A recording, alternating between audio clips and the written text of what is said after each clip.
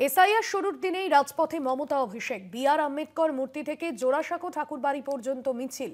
কেন্দ্রের বাংলা বিরোধী এসআইআর এর বিরুদ্ধে গর্জে উঠুক রাজপথ।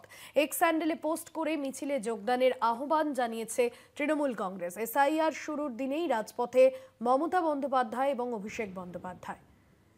বি.আর. আম্বেদকর মূর্তি থেকে জোড়াসাঁকো ঠাকুরবাড়ি পর্যন্ত মিছিল রয়েছে এবং মিছিলে মমতা বন্দ্যোপাধ্যায়ের পাশে থাকবেন অভিষেক বন্দ্যোপাধ্যায়ও। রাজ্য জুড়ে এসআইআর প্রক্রিয়া ইতিমধ্যেই শুরু হয়েছে আজ থেকে এবং এসআইআর এর দিনেই কিন্তু একই সঙ্গে পথে নামবেন এবং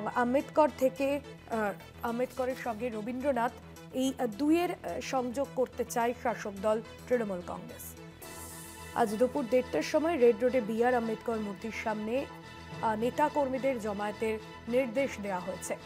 বিশেষ প্রতিনিধি দেবজ্যোতি ঘোষ রয়েছেন ফোন লাইনে। দেবজ্যোতি, এসআইআর এর শুরুর দিনেই রাজপথে মমতা বন্দ্যোপাধ্যায়, অভিষেক বন্দ্যোপাধ্যায়, কি কর্মসূচি রয়েছে আজ? দেখো এসআইআর নিয়ে তৃণমূল কংগ্রেস রাজনৈতিকভাবে বিষয়টিকে গুরুত্ব দিচ্ছেন। সেই মতোই কিন্তু আজকে রাজপথে তৃণমূল নেত্রী মমতা বন্দ্যোপাধ্যায়, অভিষেক বন্দ্যোপাধ্যায় নামছেন। আজ দুপুর 2টার সময় বি.আর. আম্বেদকরের মূর্তি যেটা রেড রোডে রয়েছে সেখান থেকে জোড়াসাঁকো পর্যন্ত মিছিল করবেন। এসআইআর আতঙ্কে ইতিমধ্যে 5 জনের মৃত্যু হয়েছে। সেই জায়গাতে তৃণমূল কংগ্রেস যেটা দাবি করছেন যে জাতীয় নির্বাচন কমিশন এবং ভারতীয় জনতা পার্টি একসাথে সংগত করে এই এসআইআর করছেন।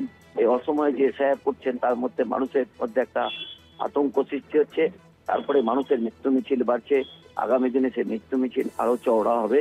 সেই জায়গাতে তৃণমূল কংগ্রেস রাজনৈতিকভাবে বিষয়টি হাতিয়ার করছেন। সেটা অত্যন্ত গুরুত্বপূর্ণ। মতুয়া অধ্যুষিত প্রায় 54টি জায়গায় তৃণমূল কংগ্রেসের পক্ষ থেকে তারা কিন্তু একটা বিশেষ কর্মসূচি নিয়েছেন তাদের পাশে থাকার জন্য। সেই মতোই কিন্তু আজ অভিষেক বন্দ্যোপাধ্যায়, মমতা বন্দ্যোপাধ্যায় রাজপথে নামছেন, তা কিন্তু অত্যন্ত গুরুত্বপূর্ণ। একদমই ধন্যবাদ জানাবো দেবজ্যোতি।